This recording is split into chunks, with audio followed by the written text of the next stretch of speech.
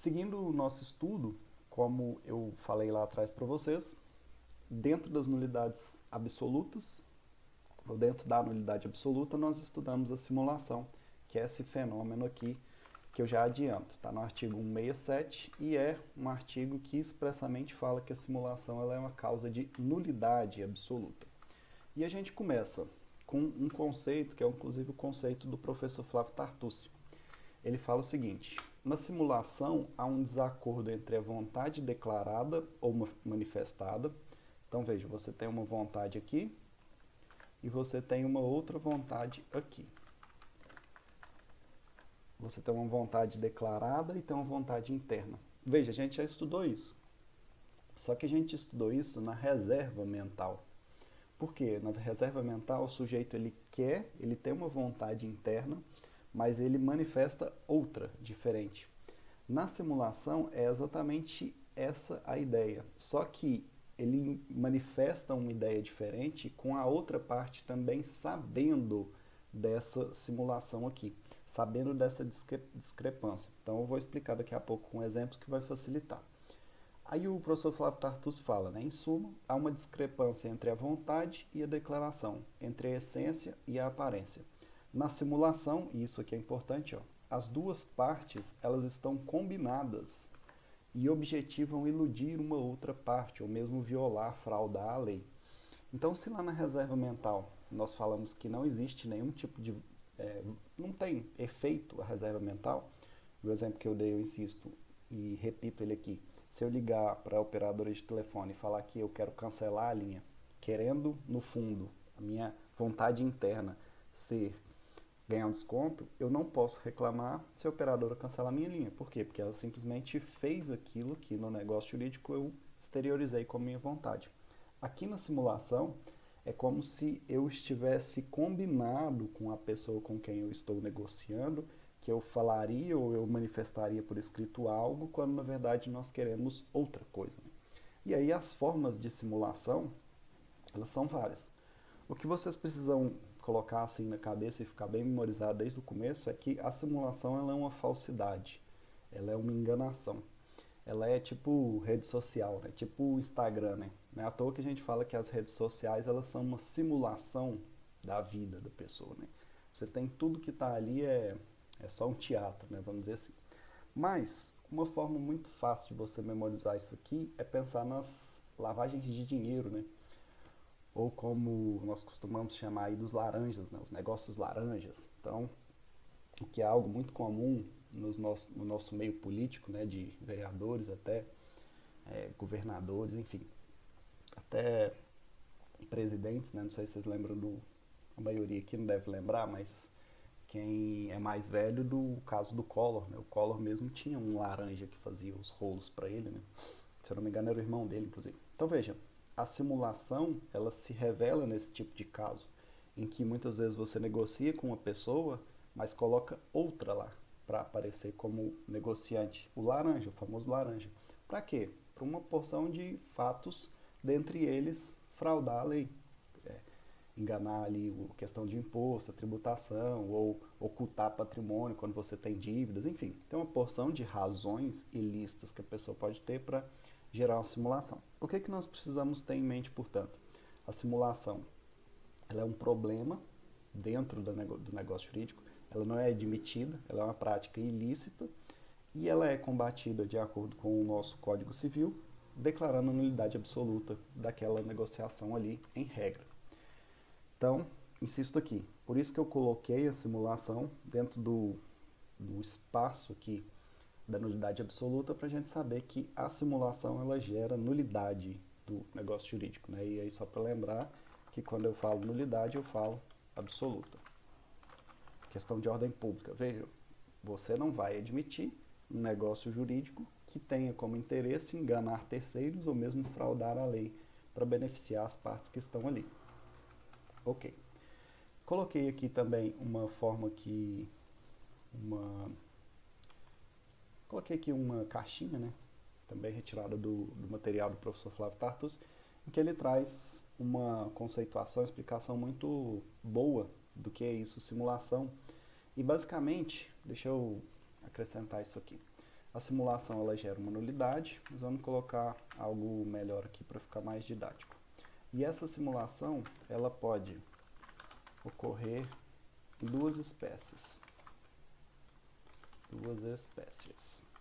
Ela pode ser uma simulação absoluta e ela pode ser uma simulação relativa.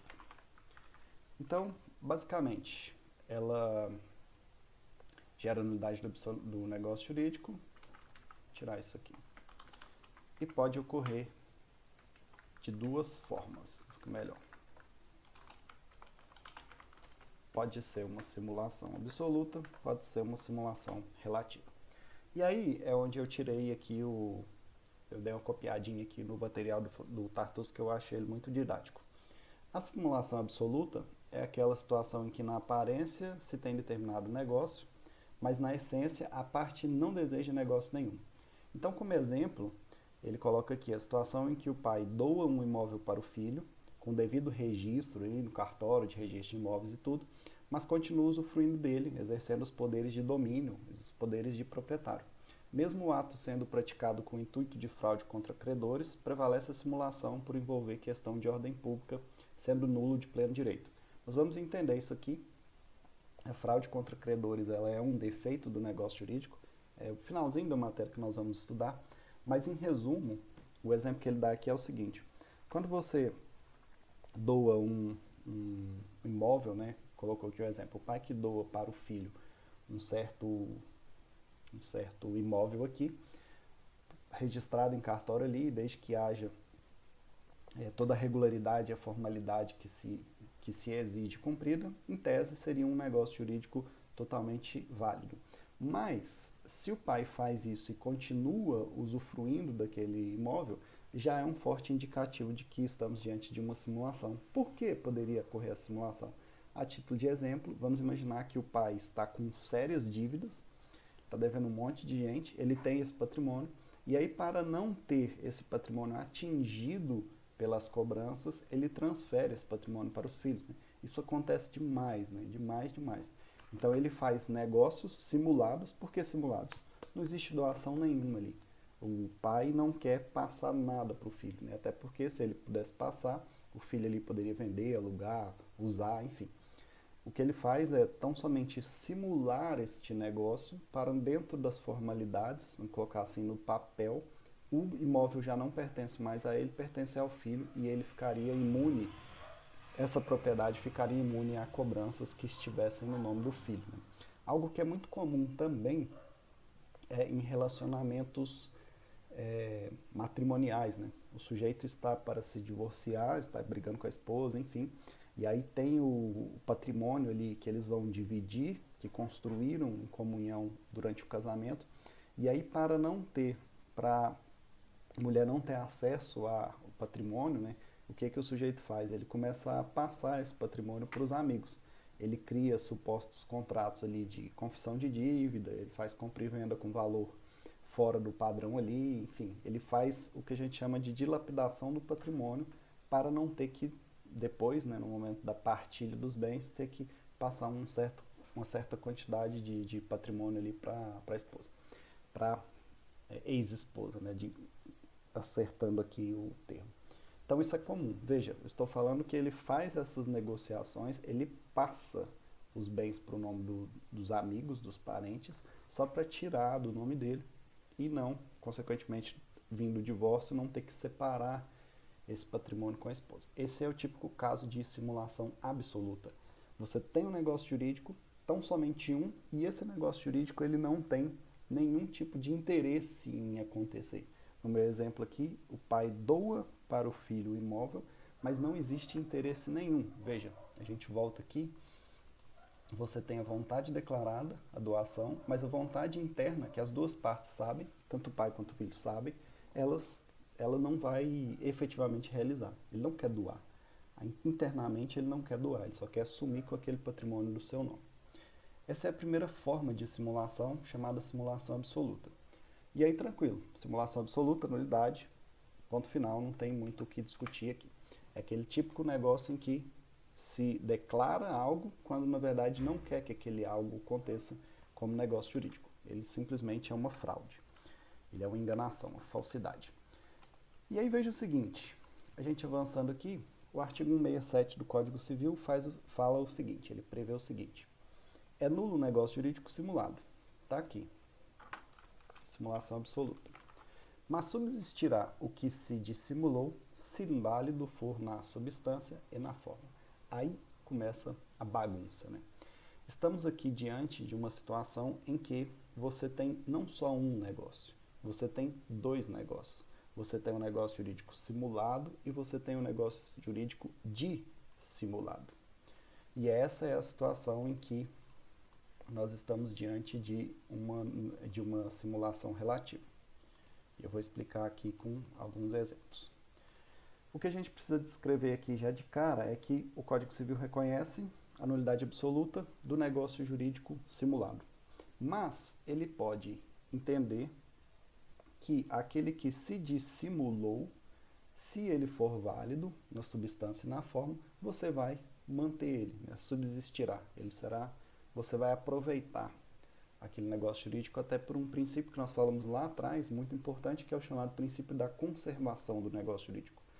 A imposição de uma nulidade, de uma anulação, ela tem que ser a última razão de ser da nossa atuação. A gente tem que sempre pensar numa forma de resolver aquele negócio jurídico lá. Então, beleza.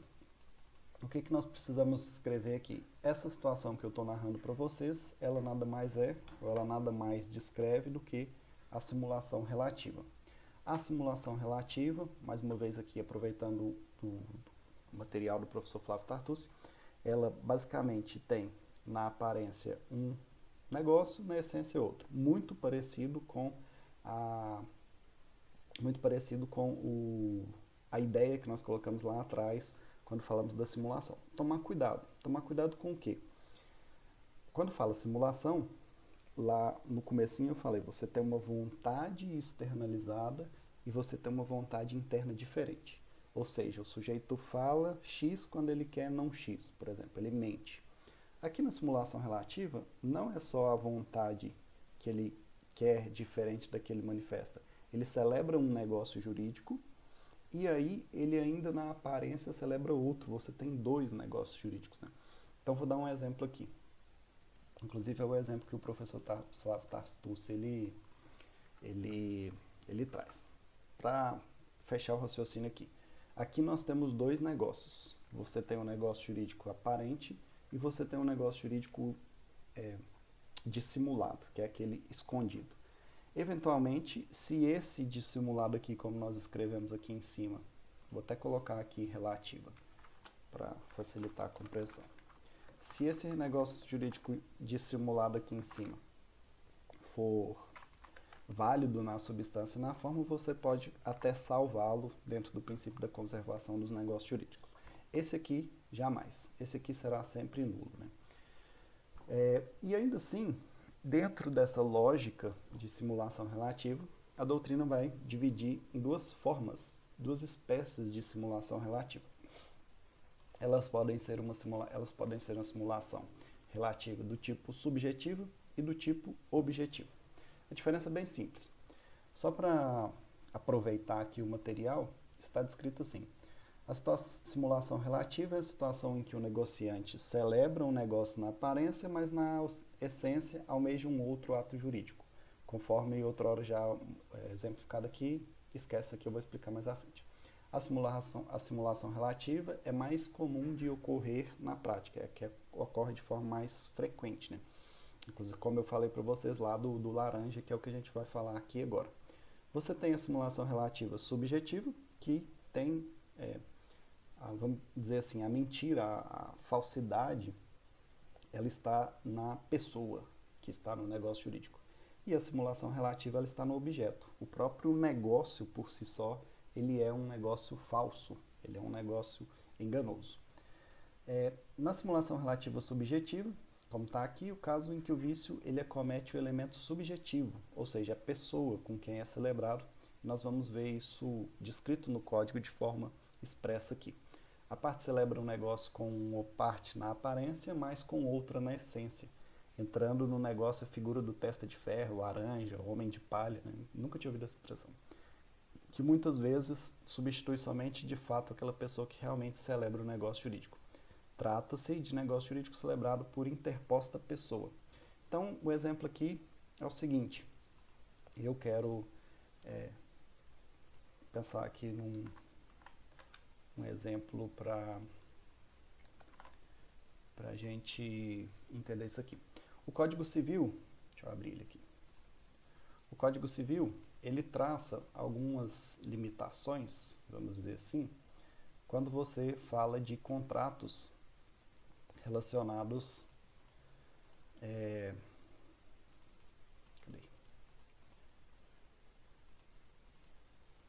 contratos que estão relacionados a pessoas da mesma família. Então, vejamos aqui, ó. Vou mostrar para vocês, da compra e venda. Vamos imaginar que você tem um filho e você quer vender um certo imóvel para o seu filho. Então, veja assim, olha o que está escrito aqui no nosso Código Civil. É anulável a venda de ascendente a descendente, salvo se os outros descendentes e o cônjuge do alienante expressamente houverem consentido. Então, olha isso aqui.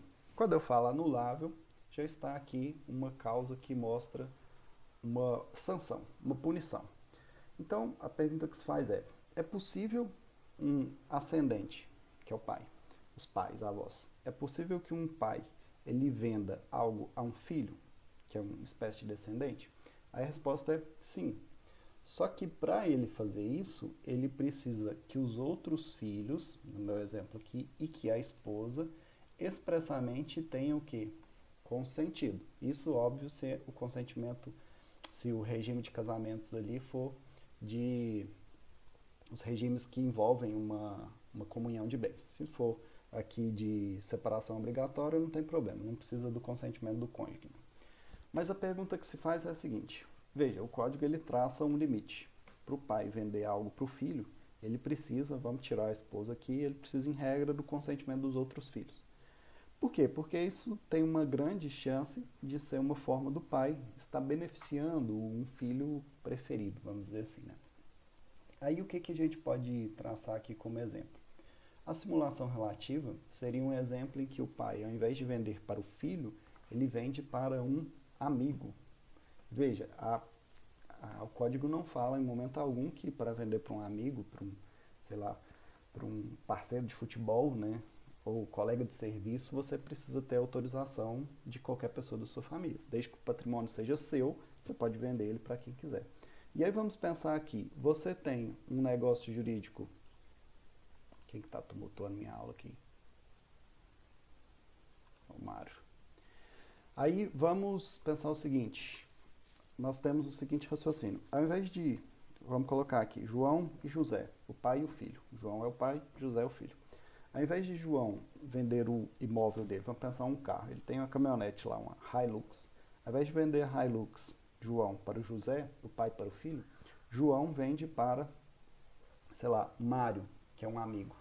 Só que Mário doa essa caminhonete para José. Conseguem perceber? Você tem um negócio jurídico aparente, que é esse aqui, e você tem um negócio jurídico dissimulado, que é aquele que realmente quer que aconteça. No meu exemplo aqui, eu não vendi para Mário, eu não vendi o carro para o meu amigo. Na verdade, eu queria vender ele para o meu filho, mas para vender para o meu filho eu precisava do consentimento dos outros filhos. Então, o que eu faço? Eu coloco um terceiro aqui, por isso que é uma simulação subjetiva, porque eu coloco um testa de ferro, um laranja, eu faço um negócio aqui com uma pessoa totalmente falsa para poder dar um ar de validade, de cumprimento das formalidades que o negócio jurídico determina, né? Esse seria um exemplo essa seria uma hipótese de simulação relativa. Quando a gente parte para simulação relativa subjetiva, né? Quando a gente parte para simulação relativa objetiva, o descrito aqui no nosso material está assim: caso em que o vício social acomete o elemento objetivo do negócio jurídico, ou seja, o seu conteúdo. Celebra-se um negócio jurídico, mas na realidade há outra figura obrigacional sendo mascarada os seus elementos verdadeiros. E aí, o exemplo que ele traz aqui é um exemplo bem interessante. O sujeito, para ocultar renda, ou seja, para ele burlar o imposto de renda, ele, ao invés de celebrar um contrato de locação do seu imóvel, ele faz um contrato de comodato. O que é o comodato? É empréstimo. O empréstimo é gratuito, né? O empréstimo por si só ele não tem uma contraprestação. Então, veja qual que é a ideia aqui. E é típico comportamento de lavagem de dinheiro, né? A simulação de uma forma geral. Ao invés de ter um contrato de fato de locação, você tem um contrato de comodato e o valor do aluguel é pago por fora. Então veja, você tem um negócio jurídico aparente aqui, o simulado, que é o comodato, quando tem um outro escondido, dissimulado, que é a locação.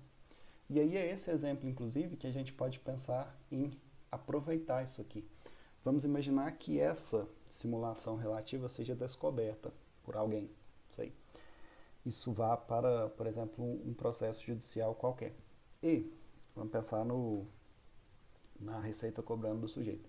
Ele pode simplesmente desconsiderar esse aqui, ou seja, seguindo a própria lógica do código, ó, é nulo o negócio jurídico simulado. Então, comodato não produz efeito nenhum. Mas subsistirá o que se dissimulou, se válido for na substância e forma. Comodato era simulado. Mas a locação, ela não só ela existe, né, como vamos imaginar que o sujeito está até morando na casa ali. Ele até confessa, fala, não, realmente eu paguei 6 meses de aluguel lá, R$ 1.500 cada mês e tal. Então você consegue salvar o negócio jurídico dissimulado. Esse aqui seria um exemplo em que você conseguiria salvar esse negócio jurídico, né? Basta que regularize, obviamente, as situações da locação aqui, por exemplo, falando lá os valores e declarando que esses valores foram transferidos. Para fechar esse assunto aqui, o código ele traz o artigo 67 para regular essa parte de simulação, e esse artigo 67 aqui é o que nós lemos lá, inclusive lá atrás, mas ele traz alguns exemplos interessantes de simulação, né?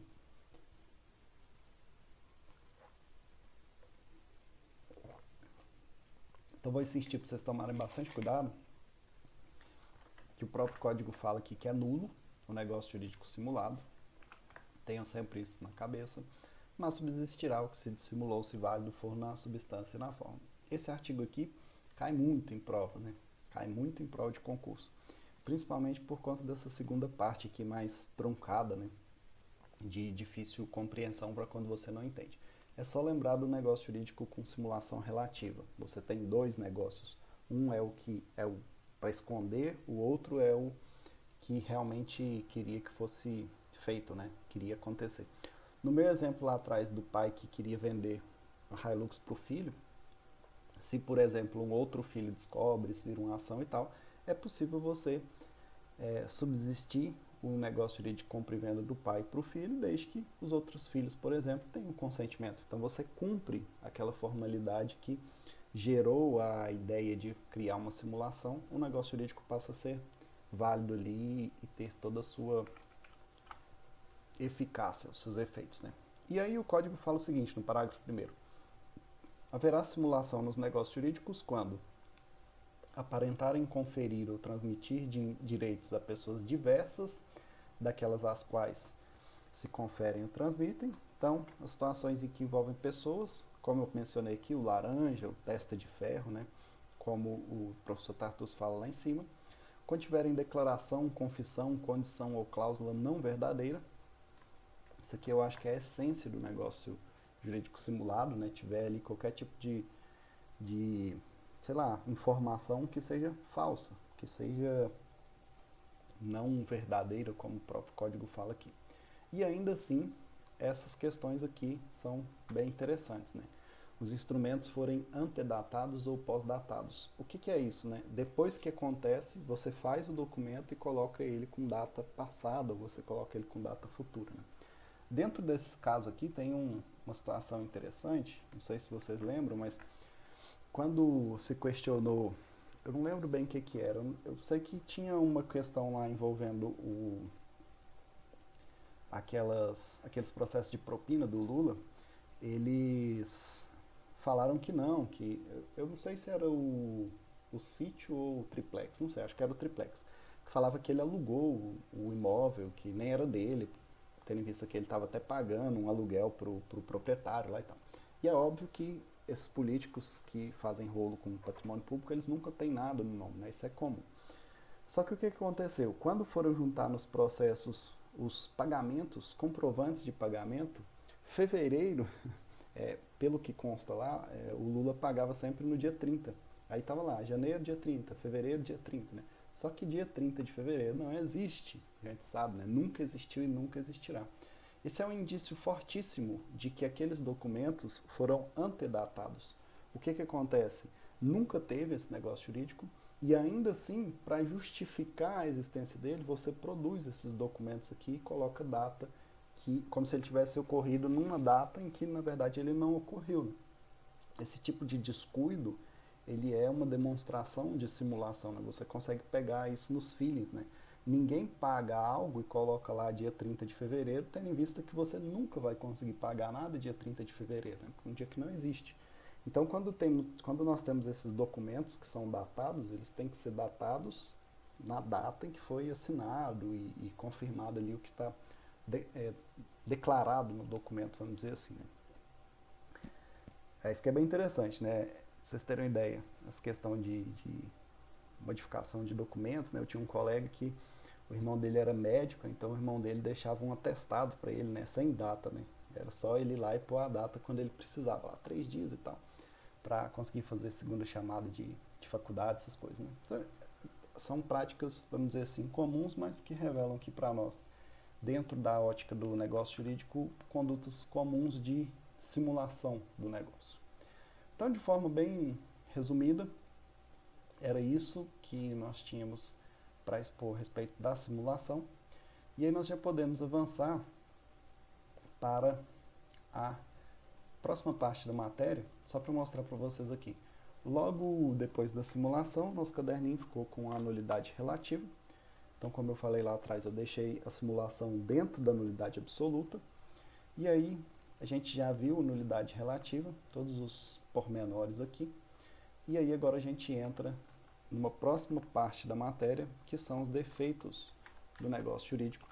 E é algo, inclusive, que lembra bastante o que a gente viu lá em cima, que é a simulação. O defeito do negócio jurídico é um vício, assim como a simulação é um vício, um problema que tem no negócio ali. À toa que é defeito. Os defeitos, eles decorrem de vícios presentes tanto no consentimento, tanto na vontade, e aqui a gente já revela 2 espécies de defeitos. Um, que é na própria vontade, no próprio consentimento, e o outro, que é o vício social. São vícios que não estão relacionados à própria ideia do negócio jurídico em si, mas sim as pessoas que são prejudicadas por esse negócio jurídico que tem um problema. Aqui um exemplo claro de vício social, a simulação. Você tem um negócio jurídico, mas esse negócio jurídico ele tem um defeito, porque ele atrapalha, ele engana, ele prejudica de alguma forma terceira pessoa. Beleza. Aqui a gente vai mencionar de forma bem breve as espécies e vamos estudar cada uma delas dentro do Direito Civil 2. Eu diria que isso aqui é a coisa que mais cai em provas e concursos, né? Defeitos do negócio jurídico é o assunto de concursos. Primeiros chamados vícios de consentimento ou vícios de vontade são situações em que atingem a manifestação de vontade, isto é, a vontade externada ou manifestada, torna-se viciada, ou seja, é diversa da vontade real da intenção. Então, explico. Quando eu falo em defeitos do negócio jurídico, eu estou falando de problemas, estou falando de vícios que estão naquele negócio ali. O vício de consentimento, ou do consentimento, ou vício de vontade, é aquele em que existe uma vontade manifestada, mas esse vício, esse defeito, faz com que ela seja diferente da vontade real. E aí, as situações que o código diz são as seguintes. Em razão de interferir na vontade da parte, o vício atinge um aspecto interno do negócio jurídico. Já destaca isso aqui. Caramba. Aí.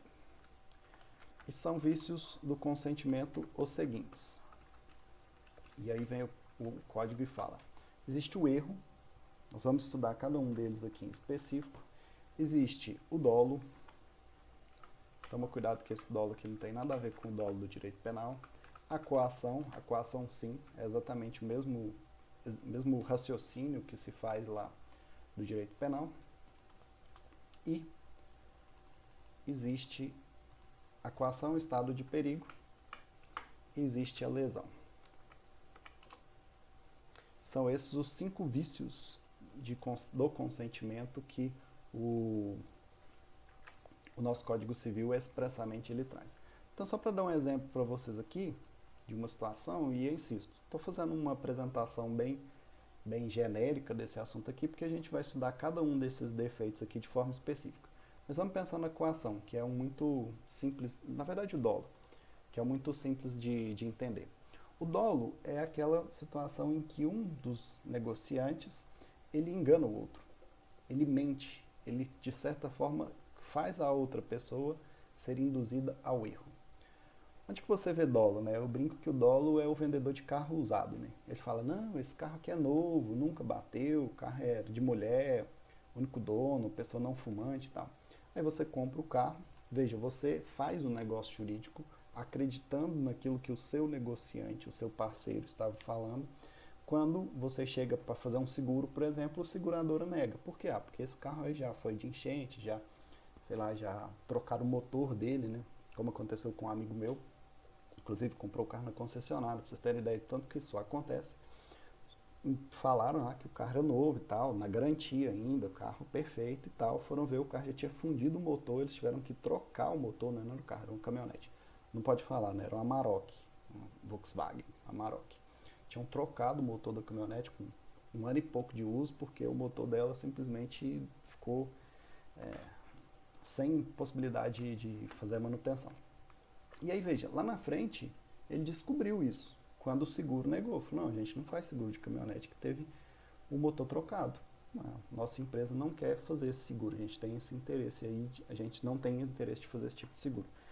Aí, o raciocínio que a gente tem que fazer é o seguinte, será que aquela vontade, comprar a caminhonete, ela seria realmente manifestada, ele iria comprar aquela caminhonete, se ele soubesse daquele detalhe que foi ocultado dele? Então veja, quando eu falo dolo, eu falo que o sujeito ele induziu alguém ao erro, ele mentiu, retirou uma informação importante do negócio jurídico, no meu exemplo aqui, retirou que a caminhonete tinha sido trocado o motor para vendê-la. E aí com isso, com esse dolo, com esse induzimento ao erro, ele acaba interferindo na vontade da pessoa. Outro exemplo aqui, para acrescentar ainda mais a compreensão, a coação, que é aquela ameaça a causar um mal à pessoa ou a alguma pessoa próxima ali. Então, vamos imaginar que você, sei lá, está namorando com uma mocinha, né, e o pai fala, ó, acho melhor você já pedir noivado aí, providenciar o casamento, porque você sabe, né, que em Goiás, passou de um mês, se não casar, a gente já tem um problema aí, né, tem os meus meninos que andam armados e tal.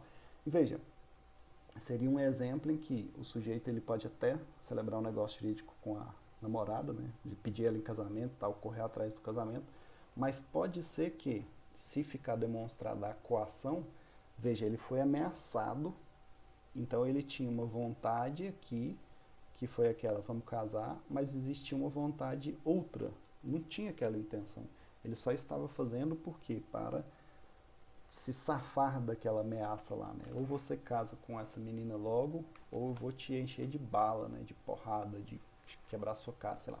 Exemplos bestas aqui, mas só para vocês mostrar, só para vocês entenderem o que eu quero falar aqui com vício de consentimento. Existe um vício, existe um problema, um defeito, que vai lá na vontade e fala, ó, essa vontade aqui, ela não é livre, ela não é desembaraçada. Por quê? Porque teve um problema entre o momento em que o sujeito manifestou o seu interesse ou mesmo como ele manifestaria o interesse se aquele problema não existisse.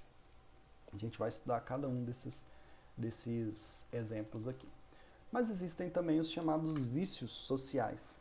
E esses aqui são situações em que a vontade é exatamente desejada, perdão, mas com a tentativa de burlar a lei ou prejudicar terceiros, que é o caso típico de vício social, tendo em vista que você tem um negócio, mas esse negócio ele visa prejudicar uma outra pessoa ou mesmo violar a lei, como a gente mencionou lá. O exemplo clássico de vício social, nós já falamos lá atrás, é a simulação, mas existe um outro, que é a fraude contra credores. Em razão de prejudicar terceiros, o vício atinge um aspecto externo do negócio jurídico, por isso que ele é considerado um vício social. Ele não tem nada a ver com a vontade, ele tem a ver com as pessoas que são prejudicadas por esse defeito aqui. Existem dois tipos de vícios sociais para a maioria da doutrina. Um é a fraude contra credores, nós vamos ver isso aqui, mais ou menos o seguinte, vamos imaginar que eu tenho uma dívida, e aí eu sei que eu não tenho dinheiro para pagar, eu sei que eu vou ser executado, eu sei que as pessoas vão me processar, o que eu faço? Ao invés de pagar essa dívida, eu pego todo o meu patrimônio e começo a vender.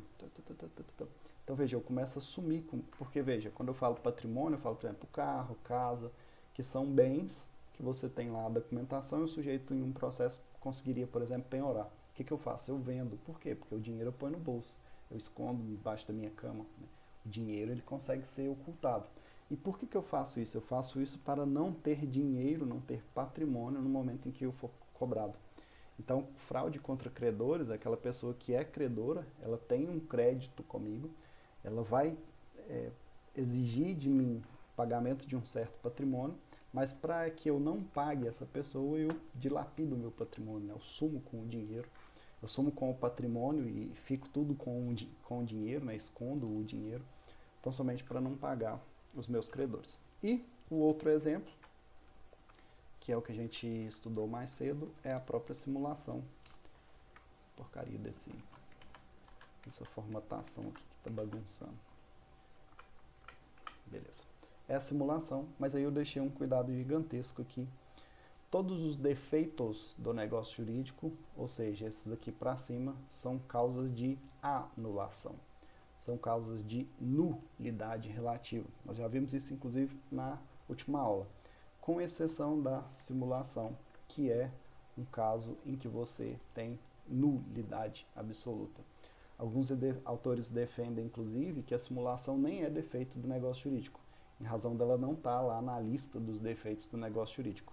E também por ser o único vício que gera nulidade. Isso aqui é doutrina minoritária, a maioria fala que é um vício social, mas é um vício social que, pelo código, teve um tratamento diferenciado, tendo em vista que gera uma violação de ordem pública aí evidente quando você tem essa mentira, essa enganação querida por mais de uma das partes. Né? Na fraude contra credores, aquele que faz a negociação, existe sempre um terceiro de boa fé. O sujeito não sabe, por exemplo, que você está devendo e por isso que você está vendendo o seu carro para ele. Né? Ele não sabe disso, ele está totalmente alheio aqui. A simulação não, a simulação ela é feita e as partes que fazem, elas já sabem daquilo e elas estão cientes de que é tudo falsidade. Em resumo, essa é a próxima matéria que a gente vai estudar. Vamos pegar cada um desses vícios aqui, estudar eles de forma bem detalhada, até porque existe uma porção de detalhes, né, de especificidades para cada um. Essa é a nossa próxima missão, portanto, defeitos do negócio jurídico. Beleza? Então é isso. Muito obrigado. Mais uma aula que nós encerramos aqui. Gostou da aula? Coloca um curtir aí. Se tem algum amiguinho, colega que pode se beneficiar desse conteúdo, compartilha com ele. Qualquer dúvida, manda nos comentários aí. Valeu!